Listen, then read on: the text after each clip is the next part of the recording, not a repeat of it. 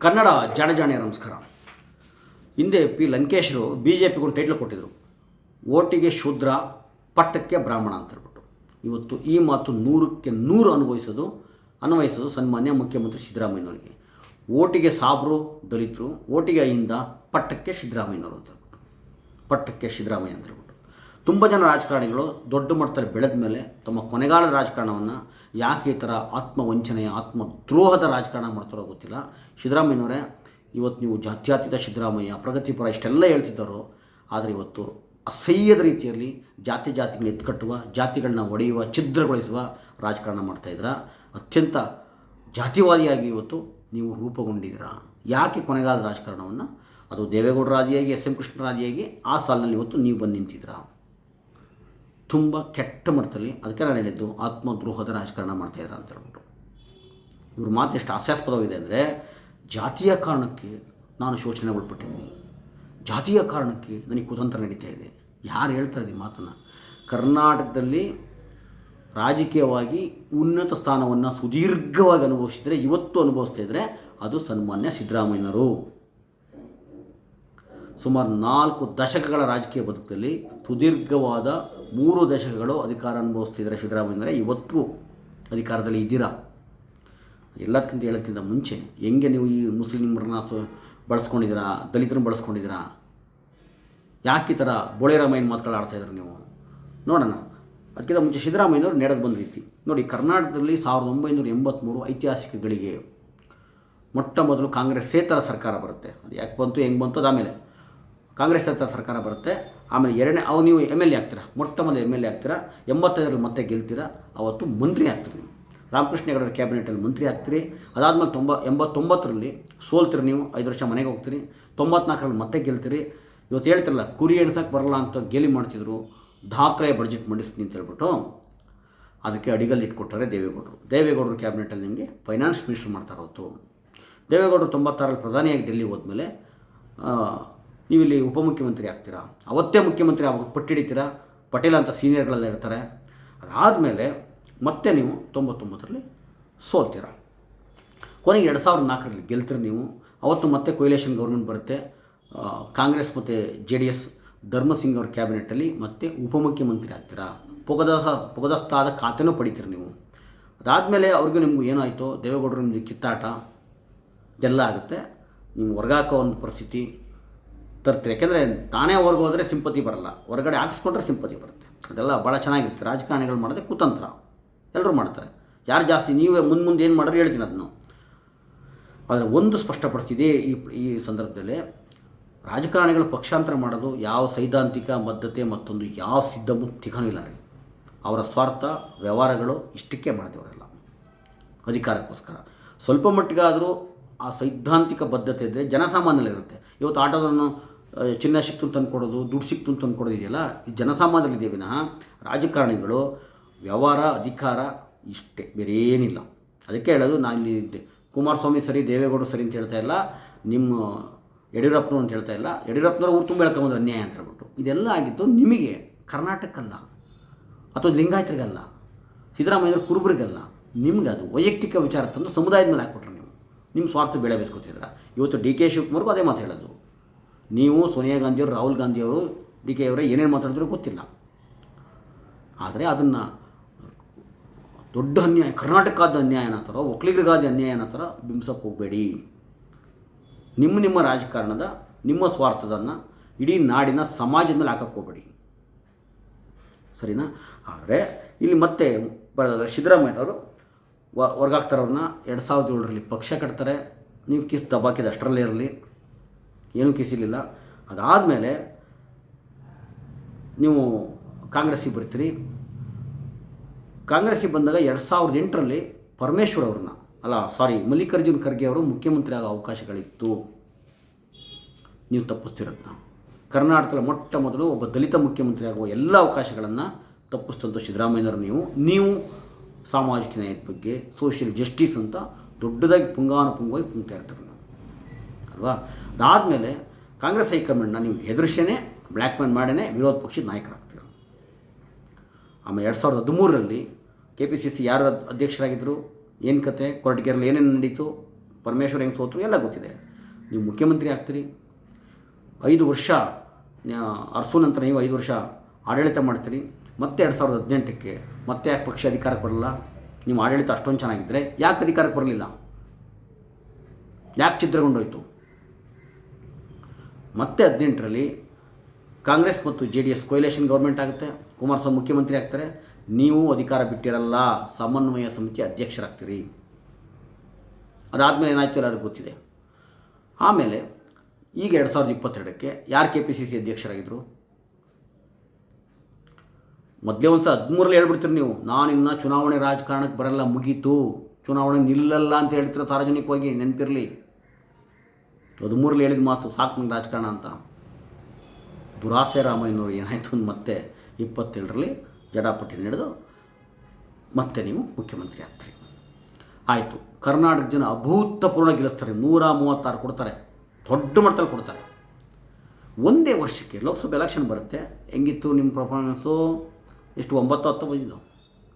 ಯಾಕೆ ಸ್ವಾಮಿ ಅಷ್ಟು ಠಾಕ್ರೆ ಬಡ್ಜೆಟ್ ಮಾಡಿಸ್ತರು, ಮೊದಲು 5 ವರ್ಷ ಆಡಳಿತ ಮಾಡಿದವರು, ಮತ್ತೆ ದೊಡ್ಡ ಮಟ್ಟದಲ್ಲಿ ಕರ್ನಾಟಕ ಜನ ಗೆಲ್ಲಿಸ್ತರು. ಒಂದೇ ವರ್ಷಕ್ಕೆ ಯಾಕೆ ನಿಮ್ಮ ಮನೆ ಬರ ಈ ಥರ ಬರೆದ್ರು? ನೈತಿಕತೆ ಏನಾದರೂ ಇದೆಯಾ? ಯಾವ ಸೈದ್ಧಾಂತಿಕವಾದ ತತ್ವದ ರಾಜಕಾರಣದ ಬಗ್ಗೆ ನೀವು ಮಾತಾಡ್ತೀರಿ ಇವತ್ತು? ಇಲ್ಲ ಅಲ್ವಾ? ಇವತ್ತಿಗೂ ಸಹ ನೀವು ಅಧಿಕಾರ ಅನುಭವಿಸ್ತಾ ಇದ್ರಿ. ನೀವು ಹೇಳ್ತೀರಿ ನನಗೆ ಜಾತಿಯ ಕಾರಣಕ್ಕೆ ನನಗೆ ಶೋಷಣೆ ಆಗ್ತಾಯಿದೆ ಅಂತ. 43 ವರ್ಷ ರಾಜಕಾರಣ ಸಿದ್ದರಾಮಯ್ಯನವರು 29 ವರ್ಷಗಳ ಕಾಲ ಅಧಿಕಾರದಲ್ಲಿದ್ದಾರೆ. ಅಂದರೆ ಇಲ್ಲಿ ಒಂದು ಸೂಕ್ಷ್ಮ, ಸೋತಾಗ ಮಾತ್ರ ಬಿಟ್ಟು, ಅವ್ರು ಸೋತಿದ್ರಲ್ಲ, ಯಾವಾಗ 89ರಲ್ಲಿ ಸೋತರು, 99ರಲ್ಲಿ ಸೋತರು, ಈ ಥರ ಸೋತಾಗ ಬಿಟ್ಟು ಇನ್ನು ಎಲ್ಲ ದಿವಸಲ್ಲೂ ಗೆದ್ದಾಗೆಲ್ಲ ಅಧಿಕಾರದಲ್ಲಿ ಇದ್ದಾರೆ ಸಿದ್ದರಾಮಯ್ಯನವರು. ಇವ್ರು ಹೇಳ್ತಾರೆ ನಾನು ಶೋಷಣೆಗೊಳಪಟ್ಟಿದ್ದೀನಿ, ಅದಕ್ಕೋಸ್ಕರ ನನಗೆ ಕುತಂತ್ರ ಮಾಡ್ತಾವ್ರೆ ಅಂತ. ಈ ಮೋದಿಯವರು ಹೆಂಗೆ ಅನಿಷ್ಟಕ್ಕೆಲ್ಲ ಶನೇಶ್ವರ ಕಾರಣ, ನನಗೆ ನೆಹರು ಕಾರಣ, ಯಾವುದಾದ ಕಾರಣ ನೆಹರು ಕಾರಣ, ಮನೆ ಇಂಡಿಯಾ ಸೌತ್ ಆಫ್ರಿಕಾ ಮೇಲೆ ಸೋತಿದ್ದಕ್ಕೂ ನೆಹರು ಕಾರಣ ಅನ್ನೋ ಥರ ಹಾಸ್ಯಾಸ್ಪದವಾಗಿ ಮೋದಿಯವ್ರ ಮಾತು ಕೇಳ್ತಾ ಇದೆಯೋ. ಇವತ್ತು ನೀವು ಜಾತಿಯ ಕಾರಣ ಆ ಕಾರ್ಡನ್ನು ಪ್ಲೇ ಮಾಡ್ತಾ ಇರೋದು, ಮಾತೇತರ ಒಕ್ಕಲಿಗರು ಲಿಂಗಾಯತ ಬೆಳೆ ತೋರಿಸ್ತಾ ಇರೋದು, ಇದು ಸಹ ಅದೇ ಥರ ಹಾಸ್ಯಾಸ್ಪದ. ನಿಮಗೂ ಮೋದಿಯವ್ರಿಗೂ ಯಾವ ವ್ಯತ್ಯಾಸವೂ ಇಲ್ಲ. ಮತ್ತು ಇಲ್ಲಿ ಜಾತಿ ರಾಜಕಾರಣ ಮಾಡುವ ಹಕ್ಕು ನಿಮಗೂ ಇಲ್ಲ, ದೇವೇಗೌಡರಿಗೂ ಇಲ್ಲ, ಕುಮಾರಸ್ವಾಮಿ, DK, ಯಡಿಯೂರಪ್ಪ ಯಾರಿಗೂ ಇಲ್ಲ.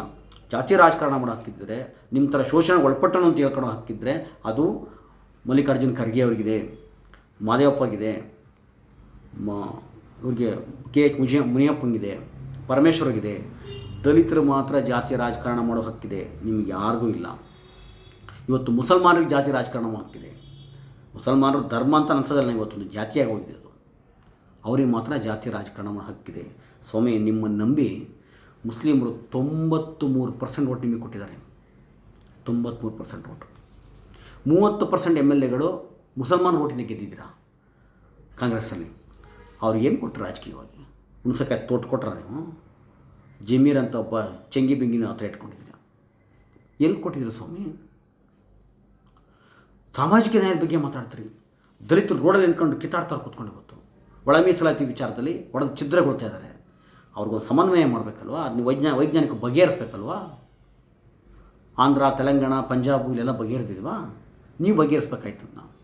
ಅವರು ಜಾತಿಯಾಗಿ ಇಡಿಯಾಗಿದ್ದಾಗ ಒಟ್ಟಾಗಿದ್ದರೆ ರಾಜಕೀಯವಾಗಿ ಒಂದು ದೊಡ್ಡ ಶಕ್ತಿ ಆಗ್ತಾರೆ, ಅಧಿಕಾರ ಪಡೆಯುವ ಎಲ್ಲ ಒಂದು ಶಕ್ತಿ ಬರುತ್ತೆ ಅವರಿಗೆ. ಅವರೇ ಛಿದ್ರಗೊಂಡಿದ್ದರೆ, ರಾಮಕೃಷ್ಣಗಳ ಹಿಂದೆ ರೈತ ಸಂಘಗಳನ್ನು, ದಲಿತ ಸಂಘಗಳನ್ನು ಹೊಡೆದು ಛಿದ್ರ ಮಾಡಿದ್ರು. ರಾಮಕೃಷ್ಣನ ಕುತಂತ್ರ ರಾಜಕಾರಣ ಅದು ಮುಂದುವರೆದ ಭಾಗವಾಗಿ ಅದನ್ನೇ ಮಾಡ್ತಾಯಿದ್ರು ನೀವು. ಇವತ್ತು ಅದೇ ಕೆಲಸ ಮಾಡ್ತಾಯಿದ್ರು ನೀವು. ಒಳ ಮೀಸಲಾತಿ ವಿಚಾರದಲ್ಲಿ ನೀವು ಕಿತ್ತಾಡ್ಕೊಂಡು ಸಾಯ್ತವ್ರೆ. ಮತ್ತು ರಾಜಕೀಯ ಈಗಲೇ ಅಧಿಕಾರ ಸಿಕ್ಕಿಲ್ಲ ಅವ್ರಿಗೆ. ಅವರವರೇ ಕಿತ್ತಾಡ್ಕೊಂಡು ದೂರ ಆದರೆ ಎಲ್ಲಿ ಇಡಿಯಾಗಿ ಒಂದು ಶಕ್ತಿ ಬರುತ್ತೆ ಅವ್ರಿಗೆ? ಅಧಿಕಾರ ಎಲ್ಲಿ ಬರುತ್ತೆ? ಮತ್ತು ಸಾಮಾಜಿಕ ನ್ಯಾಯದ ಬಗ್ಗೆ ಏನು ಮಾತಾಡ್ತೀರಿ ನೀವು? ಯಾವ ಮುಖ ಹೊತ್ಕೊಂಡು ಮಾತಾಡ್ತೀರಾ? ಹೇಳ್ಬೇಡಿ ನೀವು. ಹಂಗೆ ನೋಡೋಕೆ ಹೋದರೆ ಮಿಲ್ಲರ್ಸ್ ವರದಿ ಪ್ರಕಾರ ಒಕ್ಕಲಿಗರು, ಲಿಂಗಾಯತರು ಎಲ್ಲರೂ ಶೋಷಿತರೆ, ಅಂದರೆ ಹಿಂದುಳಿದವರೇ. ಆದರೆ ಕಾಲಾನಂತರದಲ್ಲಿ ಬೇರೆ ಬೇರೆ ರೀತಿಯಲ್ಲಿ ಅಧಿಕಾರ ಪಡೆದರು, ರಾಜಕೀಯವಾಗಿ, ಆರ್ಥಿಕವಾಗಿ ಮೇಲೆ ಬಂದಿದ್ದಾರೆ. ಇವತ್ತಿಗೂ ಸಹ ಭೂಮಿ ಇಲ್ಲದ ಒಕ್ಕಲಿಗರು ತುಂಬ ಜನ ಇದ್ದಾರೆ. ಆದರೂ ನಾನು ಹೇಳ್ತಾ ಇದ್ದೀನಿ, ಇಷ್ಟು ಒಕ್ಕಲಿಗರು, ಲಿಂಗಾಯತರಲ್ಲಿ ಬಡವರು ಇದ್ದರೂ ಸಹ ಜಾತಿ ರಾಜಕಾರಣ ಮಾಡುವ ನಿಮ್ಗೆ ಹಕ್ಕಿಲ್ಲ. ದಲಿತರಿಗೆ ಮಾತ್ರ ಇರೋದು ಅದು. ಇವತ್ತು ಮುಸಲ್ಮಾನರಿಗೆ ಮಾತ್ರ ಇರೋದು, ಅಲೆಮಾರಿಗಳಿಗೆ ಮಾತ್ರ ಇರೋದು, ಕೊರಮ, ಕೊರಚ ಈ ಥರ ಸಣ್ಣ ಸಣ್ಣ ಜಾತಿಗಳಿಗೆ ಮಾತ್ರ ಇರೋದು. ನೋಡಿ, ಎಲ್ಲರಿಗೊಂದು ಒಕ್ಕಲಿಗರಿಗೂ ಒಂದಷ್ಟು ಭೂಮಿ ಇತ್ತು ಅಷ್ಟೆಷ್ಟು. ಇಲ್ಲದೇ ಇದ್ದಾರೆ. ಬಂಗಾರಪ್ಪನವ್ರು ಹೇಳಂಗಿಲ್ಲ ಕತೆ. ಕೆಲವರು ಒಂದಷ್ಟು ಜನ ಮಹಾನ್ ಭಾವರುಗಳು ಕತೆ ಹೊಡಿತಾರೆ. ಆಧುನಿಕ ಬಂಗಾರಪ್ಪನ ಥರ ಈ ಚಿಲ್ಟೆ ಪಲ್ಟೆಗಳೆಲ್ಲ ದೊಡ್ಡದಾಗೇನೋ ಅವ್ರಿಗೂ ಇಲ್ಲ. ಅವ್ರಿಗೂ ಒಂದು ಆರ್ಥಿಕ ಮೂಲದ ಕಸುಬಿತ್ತು. ದಲಿತ ಭೂಮಿನೇ ಇರಲಿಲ್ಲ ರೀ ಅವನಿಗೆ ಎಲ್ಲಿತ್ತು. ಇವತ್ತು ದಲಿತರಿಗೆ ಮೀಸಲಾತಿ ಇಟ್ಟಂಥ ದುಡ್ಡನ್ನು ನೀವು ಬಳಸ್ಕೊತಾ ಇದ್ದೀರ. ಯಾಕೆ ಬಳಸ್ಕೊತೀರಿ? ತಪ್ಪಲ್ವ ಅದು? ಸ್ವಾಮಿ ನಮ್ಗೆ ಊಟ ಎಲ್ಲರೂ ಪರವಾಗಿಲ್ಲ ರೀ, ಬಳಸ್ಬಾರ್ದು ನೀವು ಅದನ್ನ. ಅವ್ರಿಗೆ ಬಳಸ್ಬೇಕು ಅದನ್ನ. ಊಟ ಎಲ್ಲ ಉಪವಾಸ ಇದ್ದರೂ ಪರವಾಗಿಲ್ಲ. ನೀವು ಜನ ಕನ್ವಿನ್ಸ್ ಮಾಡಿ, ಇಲ್ಲಪ್ಪ ನಾವು ಯಾಕೆ ಬಳಸ್ಬಾರ್ದು ಅಂದರೆ, ನಾವು ಎಲ್ಲ ಸೇರಿ 100 ವರ್ಷ ಶೋಷಣೆ ಮಾಡಿದ್ದೀವಿ, ದಮನ ಮಾಡಿದ್ದೀವಿ, ಇವತ್ತು ಜನ ಚಿಕ್ಕತ್ಕೋತಾ ಇದ್ದಾರೆ, ಆ ಕಾರಣ ನಾವು ಬಳಸಬಾರ್ದು. ಕನ್ವಿನ್ಸ್ ಮಾಡಿ. ನೀವು ಕತೆ ಹೊಡಿಬಾರ್ದು ಕಾಂಗ್ರೆಸ್ ಅವರಾಗಲಿ ಮತ್ತೊಬ್ಬರಾಗಲಿ. ದಲಿತರು ನಾವು ಅದು ಕೊಟ್ವಿ ಅಂತ. ಅದು ಭಾಳ ಹಿಂದೆ ಗಾಂಧಿ ಕಾಲದಿಂದ ಬಂದಿದೆ. ನೀವೇನು ಕೊಟ್ಟಿದ್ದ? ನಾನು ಮಹಾತ್ಮ ಗಾಂಧಿ ಕಾಲದಿಂದ ಬಂದಿದೆ, ಅಂಬೇಡ್ಕರ್ ಹೋರಾಟದಿಂದ ಬಂದಿದೆ. ಇಲ್ಲಿ ಗಮನಿಸಬೇಕಾಗಿರೋದು ಇದನ್ನು. ಈಗ ಸಾಮಾಜಿಕ ನ್ಯಾಯದ ಬಗ್ಗೆ ಮಾತಾಡೋ ಸಿದ್ದರಾಮಯ್ಯನವರೇ, 1 ಕೋಟಿ ಓಟು ನಿಮ್ಮದೇ ಸರ್ವೆಯಲ್ಲಿ ಮುಸಲ್ಮಾನರು 1 ಕೋಟಿ ಓಟಿದೆ ಅಂತ ಹೇಳ್ಕೊತಾರೆ. 1 ಕೋಟಿ ಓಟಿರೋಂಥವ್ರಿಗೆ ನ್ಯಾಯ ಕೊಡುವ ಸಂದರ್ಭ ಅಂದರೆ ಸ್ಥಳೀಯ ಸಂಸ್ಥೆಗಳ ಚುನಾವಣೆ ಬರ್ತಾಯಿದೆ, ಕೊಡ್ರಿ ಅವರಿಗೆ. ಜನರಲಲ್ಲಿ ಕೊಡ್ರಿ, ದಲಿತರು ಕೊಡಿ, ಸೋತ್ರ ಪರವಾಗಿಲ್ಲ ಕೊಡಿ, ಅವಕಾಶ ಟಿಕೆಟ್ ಕೊಡಿ ಅವರಿಗೆ, ನೋಡೋಣ. ಗೆಲ್ಲಿಸ್ಕೊಬರೋ ತಾಕತ್ತು ನಿಮ್ಗೆ ಇದೆಯಲ್ಲ, ಗೆಲ್ದವರು ಪರವಾಗಿಲ್ಲ, ಟಿಕೆಟ್ ಕೊಡಿ ಅವರಿಗೆ, ಜನರಲಲ್ಲಿ ಕೊಡಿ. ಆಮೇಲೆ ಮುಸಲ್ಮಾನರು ಇದ್ದ ಕಡೆ ಅವ್ರಿಗೆ ಕೊಡೋದಲ್ಲ, ಇಲ್ಲದೇ ಇರೋರ ಕಡೆ ಕೊಡಿ ಅವರಿಗೆ. 1 ಕೋಟಿ ಜನಸಂಖ್ಯೆ ಇದೆ ರೀ, ಸುಮಾರು 14-15% ಓಟ್ ಅವ್ರದ್ದು ಜನಸಂಖ್ಯೆ ಇದ್ದಾರೆ. ಅವರಿಗೆ ರಾಜಕೀಯ ಪ್ರಾತಿನಿಧ್ಯವನ್ನು ಏನು ಕೊಟ್ಟಿದ್ರು ನೀವು? ಬಳಸ್ಕೊತಾ ಇದ್ರೆ ಓಟಿಗೆ ಬಳಸ್ಕೊತಾ ಇದ್ರಲ್ಲ. ಗುಮ್ಮ ಎಂಥದ್ದು ಈ ಸಂಘಿಗಳ ಗುಮ್ಮ ತೋರಿಸೋದು, BJP ಗುಮ್ಮ ತೋರಿಸೋದು, JDS ಅವರು BJP ಜೊತೆ ಹೋಗ್ಬಿಟ್ರು ಅಂತ ಹೇಳೋದು. ಈ ಗುಮ್ಮ ತೋರಿಸ್ಕೊಂಡು ನೀವು ಅಧಿಕಾರ ಉಡಾಯಿಸ್ತಾ ಇದ್ದೀರಾ. ಮತ್ತು SIR ಭಾಳ ಪ್ರಮುಖವಾದ್ದು. ಇದನ್ನು ಬಳಸ್ಕೊಂಡು ಚುನಾವಣಾ ಆಯೋಗಗಳನ್ನು ಬಳಸ್ಕೊಂಡು ಇಡೀ BJP ಇಡೀ ದೇಶಾದ್ಯಂತ ತುಂಬ ಜನ ಓಟ್ಗಳ ಕಿತ್ತು ಬಿಸಾಕ್ತಾ ಇದೆ. ಯಾರು ಓಟ್ ಕಿತ್ತು ಬಿಸಾಕ್ತಾ ಇದೆ ಗೊತ್ತಿದೆ ನಿಮಗೆ. ಕರ್ನಾಟಕಕ್ಕೂ ಬರ್ತಾ ಇದ್ದಾರೆ. ನೀವು ಇದ್ರ ಬಗ್ಗೆ ಏನು ಕ್ರಮ ತೊಗೊಂಡಿದ್ದೀರಾ? ಇದ್ರ ಬಗ್ಗೆ ಉಸಿರೇ ಬಿಡ್ತಾ ಇಲ್ಲ ನೀವು. ಯಾಕೆ ಅಂದರೆ ನಿಮ್ಗೆ ಗೊತ್ತಿದೆ BJPಯವರು ಓಟ್ ಕಿತ್ತಾಕೋದು ಯಾರದ?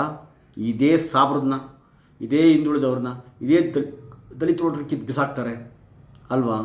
ಮತ್ತು ಅವರಿಂದ ಅಧಿಕಾರ ಪಡೆದು ಅವರಿಂದ ಅನುಭವಿಸ್ತಂತ ನೀವು ಏನು ಮಾಡ್ತಾಯಿದ್ದೀರ? ಏನು ಮಾಡ್ತೀವಿ ಶ್ರೀರಾಮಯ್ಯನವರೇ? ಅದು ಬಿಟ್ಬಿಟ್ಟು ಸುಮ್ಮನೆ ಇವತ್ತು ಮತ್ತೆ ಎಂಥ ಜಾತಿವಾದಿ ಆಗಿದ್ದೀರ ಅಂದರೆ, ಬ್ಯೂರೋಕ್ರಾಟ್ಸ್ ಎಲ್ಲ ಕುಲಬಾಂಧವರು ಎಲ್ಲೆಲ್ಲಿ ತುಂಬಿದ್ದೀರ, ಯಾವ ಮಟ್ಟಕ್ಕೆ ತುಂಬಿದ್ದೀರ? ಬಹುಶಃ ಎಲ್ಲ ರಾಜಕಾರಣ ಎಲ್ಲ ಒಕ್ಕಲಿಗರು ಲಿಂಗಾಯತರು ಎಲ್ಲರೂ ಮುಖ್ಯಮಂತ್ರಿ ಆಗಿದ್ದ ಸ್ವಜಾತಿಯರನ್ನು ತುಂಬಿಕೊಂಡವ್ರೆ. ಆದರೆ ನೀವು ನಾನು ಜಾತ್ಯಾತೀತ ಮತ್ತೊಂದು ಮಗು ಅಂತ ಹೇಳ್ಕೊಂಡು ಬಿಡಿ, ಒಕ್ಕಲಿಗರು ಲಿಂಗಾಯತ ಸೈಡ್ಗಿರಲಿ. ಅಹಿಂದದಲ್ಲ ರೀ, ಅಹಿಂದ ನಾಯಕ ಅಂತ ಹೇಳ್ಕೊತಿರಲ್ಲ ನೀವು. ನೀವೇನು ಕಟ್ಟಿದ್ದಲ್ಲ, ಅಹಿಂದ ಹೆಸರು ಕೊಟ್ಟಿದ್ದಲ್ಲ ನೀವು, ಕಟ್ತಾರೆ ಬೇರೆ ಇದ್ದಾರೆ. ಅಹಿಂದ ನಾಯಕ ಅಂತ ಬಳಸ್ಕೊಂಡು ಮೊನ್ನೆ ನಿಮ್ಮ ಮಗನೊಬ್ಬರೇ ಶುರು ಮಾಡಿದ್ದಾರೆ ಇವಾಗ, ಅಹಿಂದ ಬಲಗೊಳ್ಬೇಕು ಅಂತ ಹೇಳ್ಬಿಟ್ಟು. ಆದರೆ ಅಧಿಕಾರಿಶಾಹಿಗಳಲ್ಲಿ ಎಷ್ಟು ಜನ ಕೊಟ್ಟಿದ್ದೀರಾ? ಕುಲಬಾಂಧವರು ಎಷ್ಟಿದ್ದಾರೆ? ಯಾರು ತಿಂದು ದುಡ್ಗಾಗ್ತಾರೋ ಅಲ್ವಾ? ಅಹಿಂದಾದ್ರೆ ಭಾಳ ಜನ ಅಮಾಯಕರಿದ್ದಾರೆ. ಅವ್ರು ಅರ್ಥ ಮಾಡ್ಕೋಬೇಕು. ಇವತ್ತು ಮುಸಲ್ಮಾನರು ಅರ್ಥ ಮಾಡ್ಕೋಬೇಕು, ದಲಿತರು ಅರ್ಥ ಮಾಡ್ಕೋಬೇಕು. ನಮ್ಮನ್ನೆಲ್ಲ ಬಳಸ್ಕೊಂಡು ಸಿದ್ದರಾಮಯ್ಯ ಮಾತ್ರ ಅಧಿಕಾರ ಪಡಿತಾ ಇದ್ದಾರೆ. ಅಂದರೆ ಹಿಂಗೆ ಲಂಕೇಶ್ ಓಟಿಗೆ ಶೂದ್ರ, ಪಟ್ಟಕ್ಕೆ ಬ್ರಾಹ್ಮಣ, ಇಲ್ಲಿ ಓಟಿಗೆ ದಲಿತ, ಓಟಿಗೆ ಸಾಬ್ರು, ಓಟಿಗೆ ಅಹಿಂದ, ಪಟ್ಟಕ್ಕೆ ಸಿದ್ದರಾಮಯ್ಯ. ಇಂಥ ಬೋಳೆತನದ ಮಾತುಗಳನ್ನು, ಡೋಂಗಿ ಮಾತುಗಳನ್ನು ದಯವಿಟ್ಟು ಆಡಬೇಡಿ ಅಂತ ಹೇಳ್ತಾ ನನ್ನ ಮಾತು ಮುಗಿಸ್ತೀನಿ. ಮತ್ತು ಕೊನೆಯದಾಗಿ ಕೆಲವರು ಯಾರೋ ನಮ್ಮ ಸ್ನೇಹಿತರು ಹೇಳ್ತಾಯಿದ್ರು, ನಿಮ್ಮ ಮೋದಿನೇ ಟೀಕೆ ಮಾಡಿ ಸಹಿಸ್ಕೋಬೋದು, ಸಿದ್ದರಾಮಯ್ಯ ಟೀಕೆ ಮಾಡಿದ್ರೆ ಎಲ್ಲ ಬಿದ್ದುಬಿಡ್ತಾರೆ ಅಂತ. ಅದರ ಮಾತೇ ಇಲ್ಲ. ನನಗನ್ನಿಸಿದ್ದನ್ನು ನಾನು ಪ್ರಾಮಾಣಿಕ ಹೇಳಲೇಬೇಕು. ಯಾಕೆ ಅಂದರೆ ಹಕ್ಕು ನನಗಿದೆ. ಇದೇ ಚುನಾವಣೆಗಳಲ್ಲಿ MLA MP ಚುನಾವಣೆಗಳಲ್ಲಿ ನಾವು ಸಪೋರ್ಟ್ ಮಾಡಿದ್ದು ನಿಮ್ಮನ್ನೇ. ನಮ್ಗೆ ಅವತ್ತು ಕುಮಾರಸ್ವಾಮಿ ಮುಖ್ಯಮಂತ್ರಿ ಆಗಬೇಕು, DK ಆಗಬೇಕು ಅಂತ ಅನಿಸಿರಲಿಲ್ಲ, ಸಿದ್ದರಾಮಯ್ಯನೇ ಆಗಬೇಕು ಅಂತ ಅನಿಸಿದ್ದು. ಅರ್ಥ ಆಯ್ತಾ? ನಿಮ್ಗೆ ಕೆಲಸ ಮಾಡೋಕ್ಕೆ ಮಾತ್ರ ನಾವು ಬೇಕು, ಟೀಕೆ ಮಾಡೋಕ್ಕೆ ಬೇಡವಾ? ನನ್ನ ಬಾಸ್ ಗೊತ್ತು ಯಾರು ಅಂತ ನಿಮಗೆ, ಲಂಕೇಶ್. ಅದರಿಂದ ಅದರ ಮಾತೇ ಇಲ್ಲ. ಅನ್ನಿಸಿದ್ದನ್ನು ನಾನು ಮೂಲಾಗಿಲ್ಲದೆ ಹೇಳೋನೆ, ಎಂಥದೇ ಬೆಲೆ ತೆತ್ತಾದರೂ ಸರಿ. ನಮಸ್ಕಾರ.